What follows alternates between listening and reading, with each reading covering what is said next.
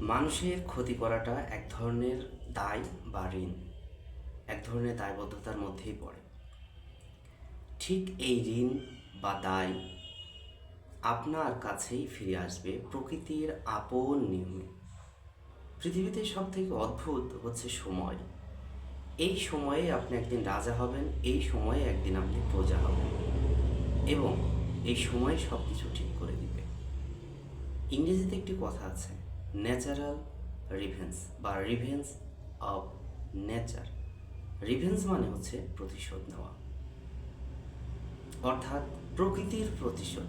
অর্থাৎ আপনার ক্ষতি কেউ করেছে, আপনি তার ক্ষতি যদি নিজে নাও করেন বা প্রতিশোধ নাও নেন, এটা আল্লাহর উপরে যদি ছেড়ে দেন, প্রকৃতি ঠিক তার আপন নিয়মে নিশ্চিন্ত থাকতে পারেন।